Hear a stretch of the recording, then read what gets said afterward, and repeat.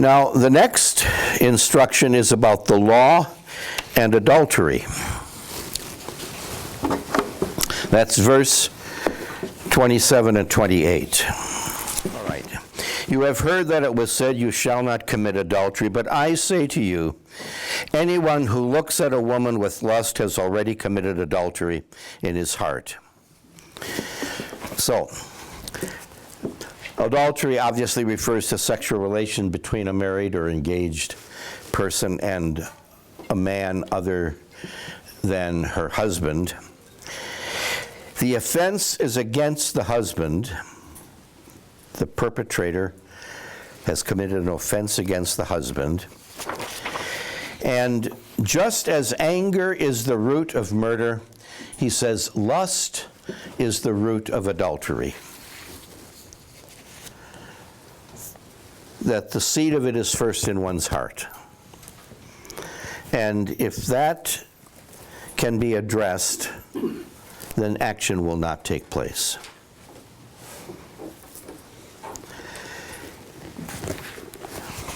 He talks about your right eye being plucked out.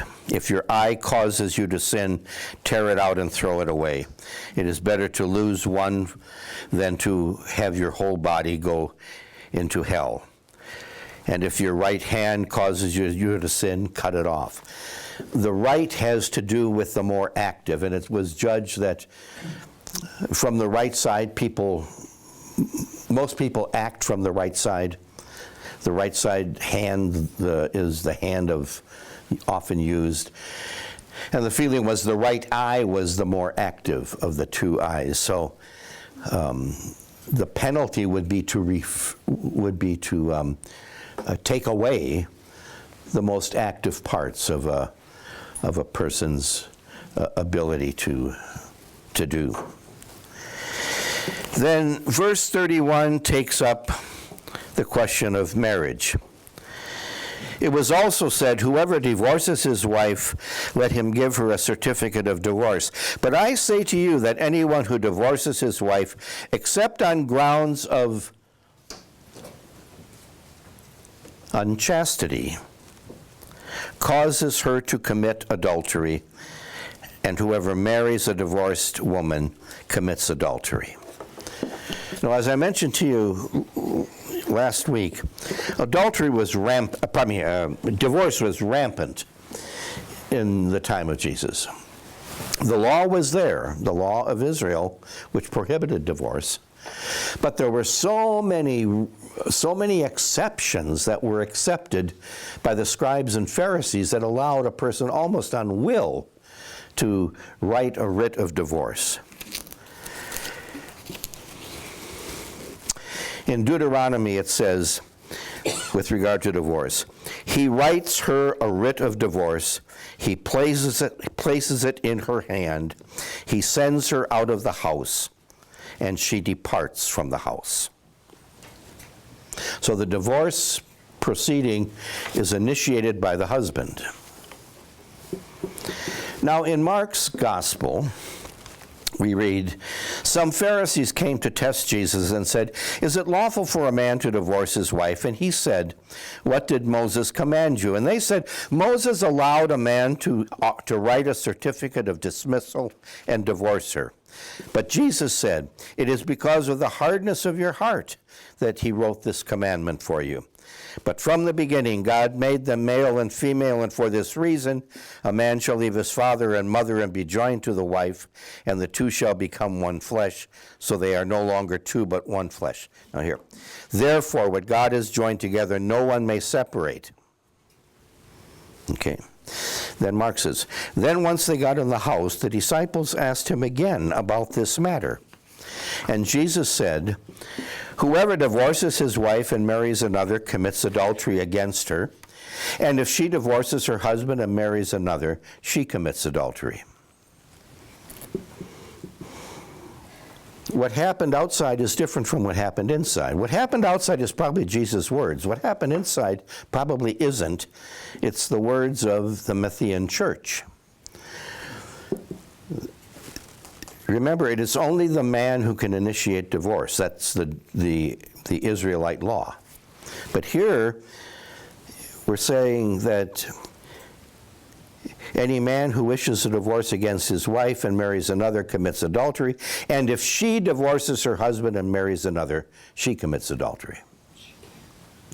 Well, among the Romans, among the Gentiles, this male initiating the divorce didn't apply. People were equal, and either partner could, if you will, write the writ of divorce. And so what the Matthean church is putting into Jesus' mouth is a development of the teaching. Not taking the teaching away, not diminishing in any way the value of marriage, but saying they're equal partners, and they both have the right to act.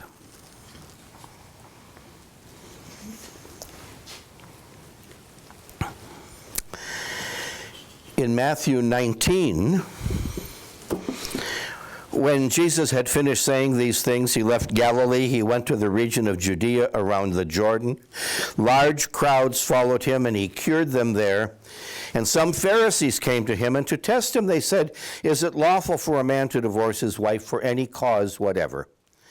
And Jesus answered, "Have you not read that the one who made them at the beginning made them male and female, and said, 'For this reason a man shall leave father and mother and join to his wife, and the two shall become one'? So they are no longer two but one. Therefore what God has joined together, no one may separate." And they said to him, "Then why did Moses command us to give a certificate of dismissal and divorce?" Jesus said, "It was because you were so hard-hearted that Moses allowed you to divorce your wives, but from the very beginning it was not so.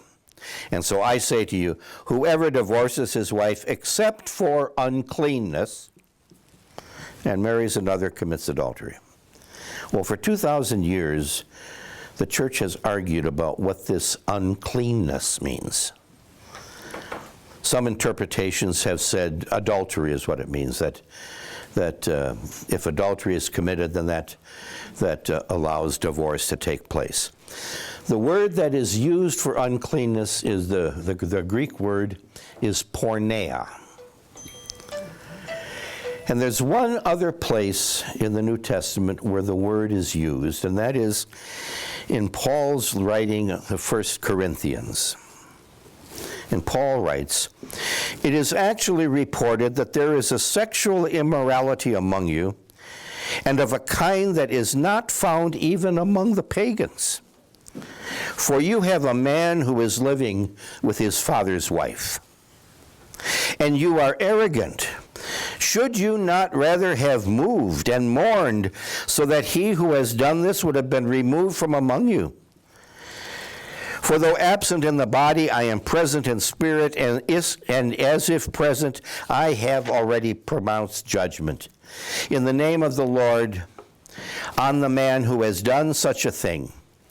When you are assembled and my spirit is present with the power of Jesus Christ, you are to hand him over."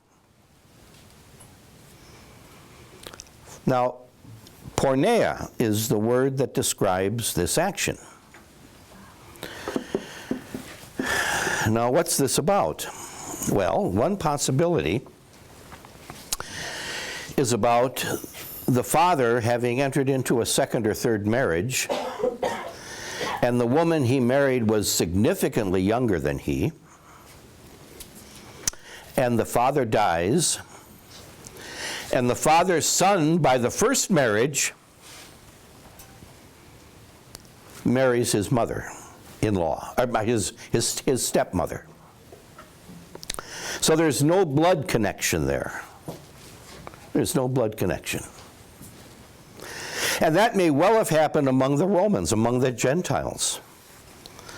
That certainly was a legal thing to do. It certainly was didn't violate any custom. It was absolutely abhorrent to a Jew. It was absolutely abhorrent to a Jew. I mean, Paul says no one with any shred of moral value would ever do a thing like that. So you've got that on one side, and then you've got what probably was happening among the Gentile culture, the Roman culture. And so these Gentiles who come into the faith, they come out of that culture. And you know, it's hard to take people out of their culture. They come to believe, they come to accept Jesus, they come to enter into the community of Christians, but they come as Gentiles. They come as Greeks, or they come as Romans. And they can't take it all off. So we've got questions as to what this uncleanness means, what this porneia means. And there has been, it's not been decided, it's not been satisfied. You still have people arguing about it. But there are cultural pieces that could be part of this. Now, the reason I've spent some time on this is that it does show a development of teaching. And it does show the different, or some different avenues in which that teaching had to be applied. Some different circumstances. So it's not simple. As the church moved on, the church had this teaching of Jesus. But the church had to find ways of administering that teaching in a non-Jewish, a non-Israelite community. Because as the years went on, and very quickly, the church became a Gentile church and not a Jewish church. The Gentiles far outnumbered the Jews. And so a different style of living out the gospel was taking place.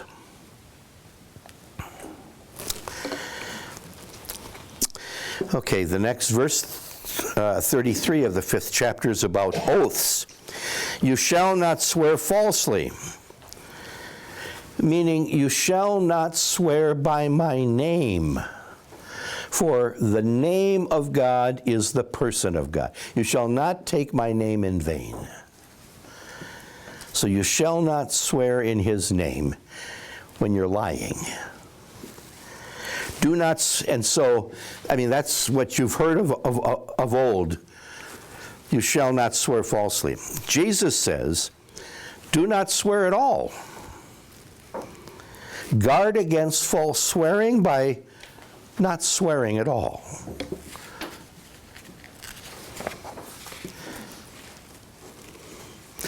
And do not swear in the name of heaven. What they did is they substituted many words for God. All oaths related to God, all oaths called upon God as witness. When Jesus is tried in the Passion story, he calls upon God as his witness. It's what a Jew would do. But would not use God's name necessarily, and so would use a name that is associated with God. So you do not swear by heaven, which would be associated to God. And then you're not to worry about what you're to eat or what you're to drink. Number 27.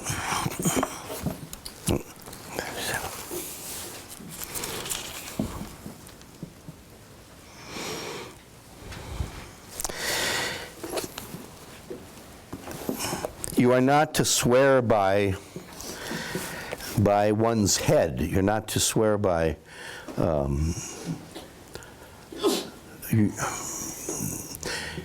you're not to call upon your head as, or the head of God, or the head of my neighbor as the guarantor of my truth. That's saying, if I'm not telling the truth, you can take my head off. I swear by my head. Now, what is false swearing?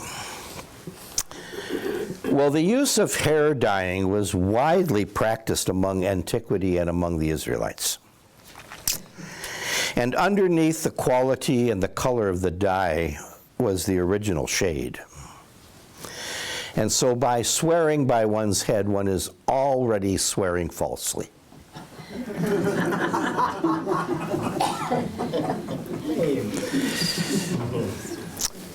Then, an eye for an eye and a tooth for a tooth. You've heard this said before.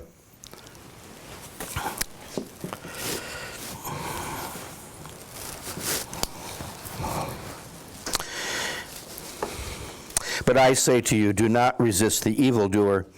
If anyone strikes you on the right cheek, turn the other also. Eye for eye and tooth for tooth. It's the law of retaliation, or in Latin, the lex talionis. And it is meant to be a law that keeps revenge within certain boundaries. It's to avoid an escalation of a blood feud. So you're entitled to do to your attacker what your attacker has done to you. But you're not entitled to do any more than that. So really, rather than it being a monstrous kind of command, it really is an attempt to be moderate. Do only an eye for an eye. If he knocks a tooth out of your mouth, you can knock a tooth out of his mouth, but don't stab him. Do not resist the evildoer. Now, this means the person who is doing evil. That even if there is a person in your environment who is who's a person who cannot be trusted, remain kind to that person. Remain understanding to that person. Do not exclude that person. And if he strikes you on the right cheek, then offer him the left.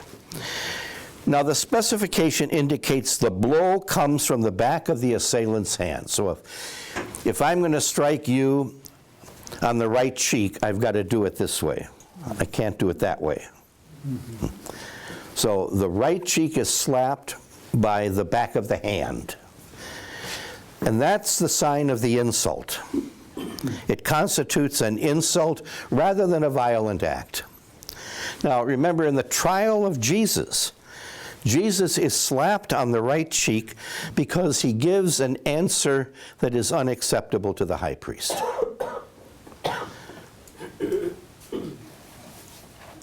He is slapped on the cheek, and then he says, if I have said something wrong, if I have not said anything wrong, why do you slap me?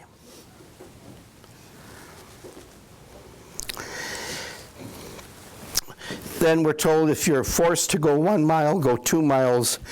And that refers to the right of Roman soldiers to press civilians into service. You can just take anyone off the street and you can have them do something. It's the bulliness of an occupying force. It's what an outside military group is wont to do. For example, Simon of Cyrene, he's coming in from the field, it's Good Friday. They grab him and they force him to carry the cross of Jesus. He's not a follower of Jesus. And he's not a Jew. I mean, on Passover, a Jew would not be working in the field. He would not be farming. And we're told in one of the Gospels that his 2 sons, Alexander and Rufus, were with him. Those are not Jewish names. Those are Greek names. So we've got a Gentile who's coming from work. He's coming back into the city, and this Jesus is being paraded down the main road, and this guy's grabbed and he's put into service. And the text just says, if you're put into service to march 1 mile, then go 2 miles. Do not resist the evildoer.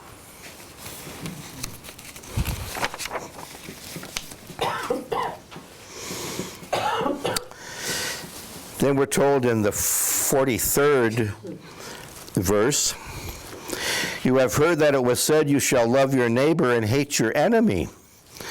But I say to you, love your enemies and pray for those who persecute you. There is no place in the Old Testament where permission to hate one's enemy is given. So there is nothing in the law.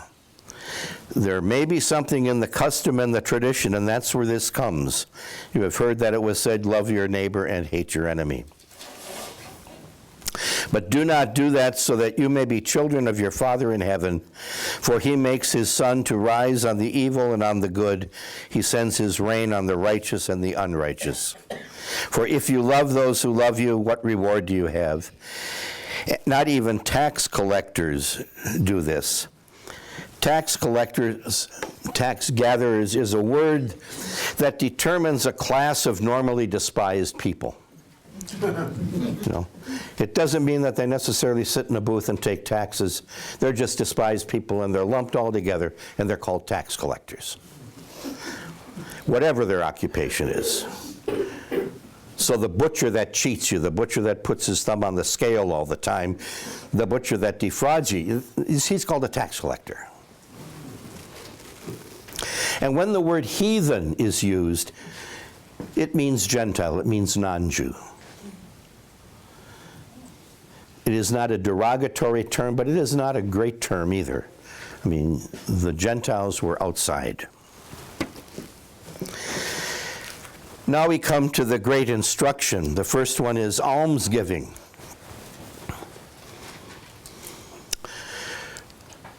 When you give alms, do not let your left hand know what your right hand is doing. And your Father who sees what you do in secret will reward you.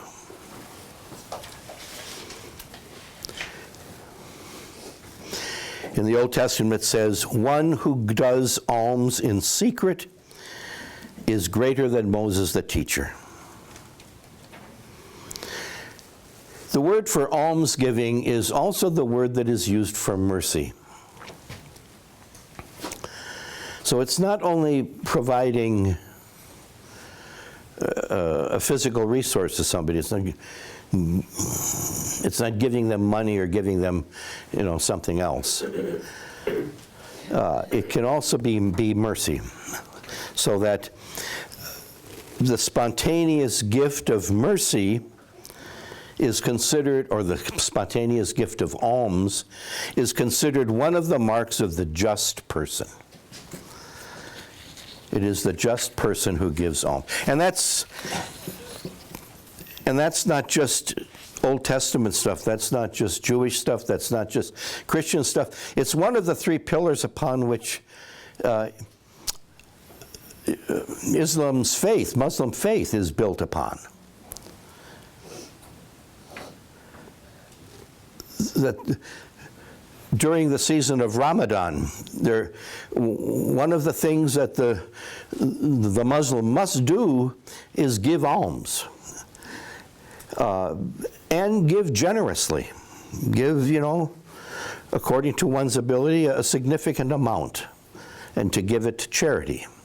So, and one is not to do this there's no list kept as to who's giving what. Remember the old days when the scandal sheet came out in church and every family's name was listed and what they gave during the year was listed, and everyone knew who was giving and who was not, and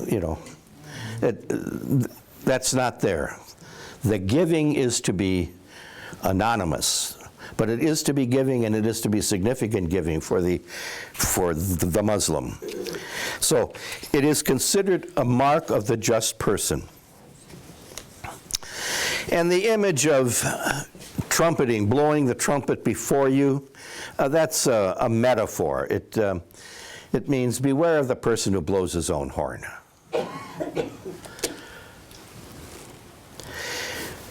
Now, the word hypocrite in the New Testament derives from a Greek word, hypocritize, which means an actor who wears a mask while performing his role. A hypocrite in the common language, not about, a bad person, just the ordinary parlance. The hypocrite is an actor who wears a mask and performs his role. So, to simulate being someone other than you are, to wear a mask as you do your work, is to be a hypocrite. Then there's the question about standing and praying in the synagogue. There's really no problem with standing and praying in the synagogue. Lots of times the prayer is a standing prayer. What is being spoken of is doing one's private devotions to be seen. Calling attention to one's private spiritual life as a way of people saying, oh, how pious that person is. Jesus says, when you pray, go to the inner room. The word is tamion in the scriptures. And it refers to a storage room or a pantry or the innermost room of the house without windows. It can mean all of those things. But it is the least likely place to attract public attention. So he's saying, go into a private place. Next let's take a break. John says he's tired.